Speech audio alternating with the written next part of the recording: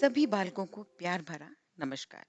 आज की इस वीडियो में हम पढ़ेंगे दिल्ली के सुल्तान।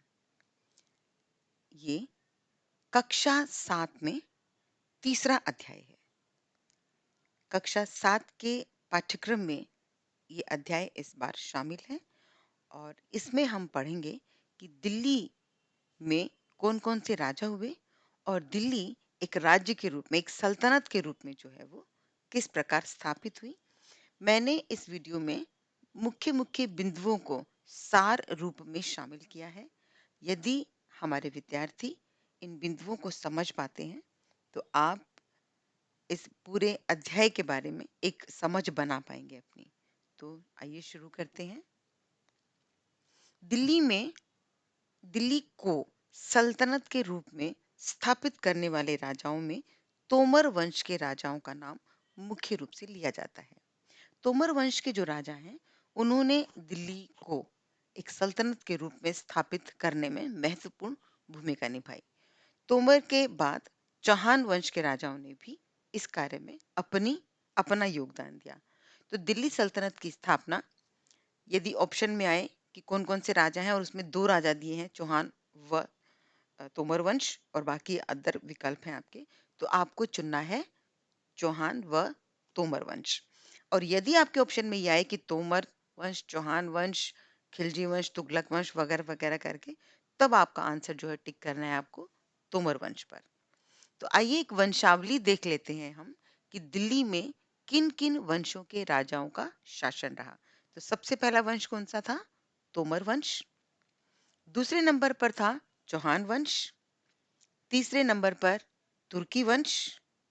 तुर्की वंश के बाद खिलजी वंश।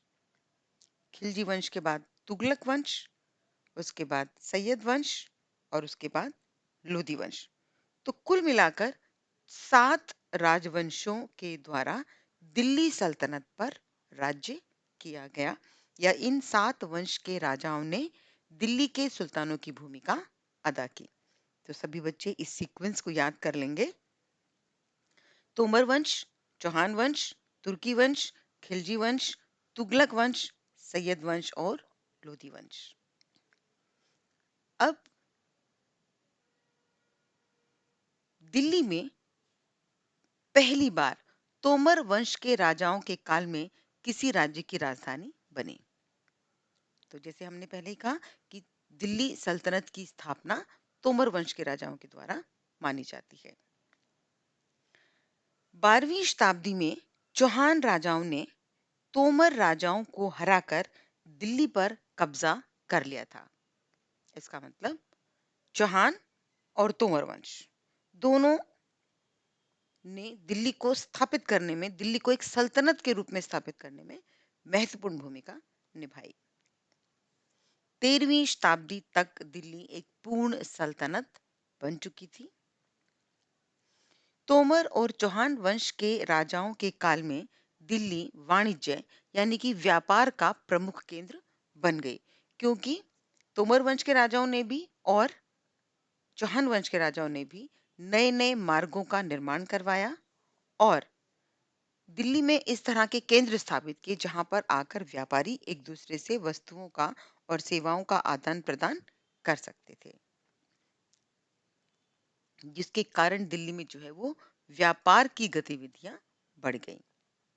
पृथ्वीराज चौहान का कार्यकाल 1175 से 1192 ईस्वी तक माना जाता है।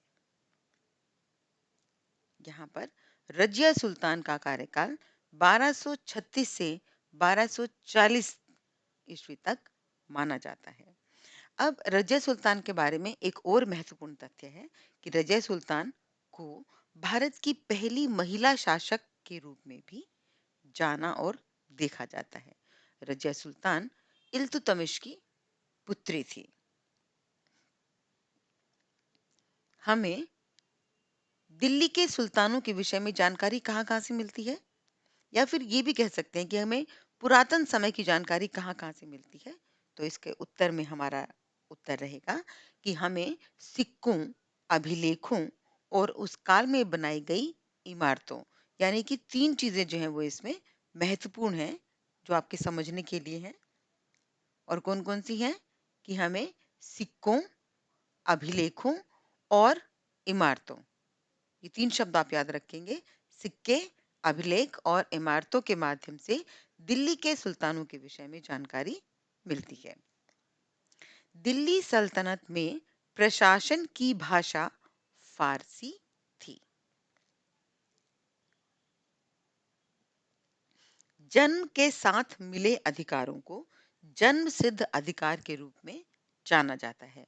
तो जिस समय दिल्ली सल्तनत के राजा थे, वहां पर भी ये जन्म सिद्ध अधिकार वाला पैटर्न जो है वो लागू था, क्योंकि राजा का पुत्र ही राजा बनता था, है ना? और या फिर जो राजा की पुत्री है या फिर जो राजा का दामाद है, वही, मतलब जो उनके परिवार के वंशज हैं, उन्हीं को राजा के पद को प्राप्त करने का अधिकार था। तो वो सभी अधिकार जो राजकुमारों को मिले होते थे, वो जन्म से राजकुमारों को या राजकुमारियों को या राजा के परिवार का हिस्सा होने के कारण, तो उन्हें जन्म सिद्ध अधिकार के रूप में जाना जाता है। लड़के और लड़की के मध्य शारीरिक और सामाजिक अंतर होने के आधार पर, यानी कि एक लड़के में और एक लड़की के शरीर की रचनाओं में फ़र्क होता है और उनकी सामाजिक भूमिकाओं में फ़र्क होता है। सामाजिक अंतर मतलब कि वो समाज में किस-किस तरह के काम करते हैं, उनके आधार पर जो उनके साथ अलग-अलग व्यवहार किया जाता है, उसे ही लिंग भेद के रूप में जाना जाता है और समझा जाता है। यानी कि एक लड़की ये काम करेगी और एक लड़का फला काम करेगा। यानी कि खाना बनाएगी एक स्त्री और खेतों में काम करेगा एक पुरुष। अगर इस तरह के जो भूमिकाओं का निर्धारण कर दिया जाता है, शारीरिक और सामाजिक अंतर होने के कारण, तो इस अंतर को, ये जो भूमिकाओं का निर्धारण किया गया है, इस अलग-अलग से व्यवहार को जो है हम लिंग भेद के रूप में जानते हैं। आंध्र प्रदेश के वारंगल क्षेत्र में काकतीय वंश की रानी रुद्रमा का शासन था। यानी कि दिल्ली की रजिया सुल्तान के बाद एक और महिला शासक के बारे में हमें इस अध्याय में जानकारी मिलती है, और वो है वारंगल क्षेत्र में काकतीय वंश की रानी रुद्रमा। तीसरी एक और महिला शासक के बारे में इस अध्याय में जिक्र है, और वो है कश्मीर की रानी दिद्दा। दिद्दा का जो मतलब होता है कश्मीरी भाषा में, वो होता है बड़ी बहन। तो शायद जो उनकी उनकी जो प्रजा थी, वो उनके प्रति उतना स्नेह रखती थी कि वो उसे एक बड़ी बहन के रूप में मानते थे और दिद्दा के रूप में संबोधित करते थे। तो आज की इस वीडियो में इतना ही। आप इस इन पॉइंट्स को एक बार फिर से दोहरा लेंगे और दोहराकर अपनी समझ को थोड़ा-सा और विस्तृत करेंगे, गहरा करेंगे। अगली वीडियो में आपको मैं कुछ और पॉइंट्स के साथ मिलूंगी। तब तक अपना ख्याल रखें, आपके अपनों का ख्याल रखें। Take care, bye bye. और सभी बच्चे इन बिंदुओं को लिख भी लेंगे।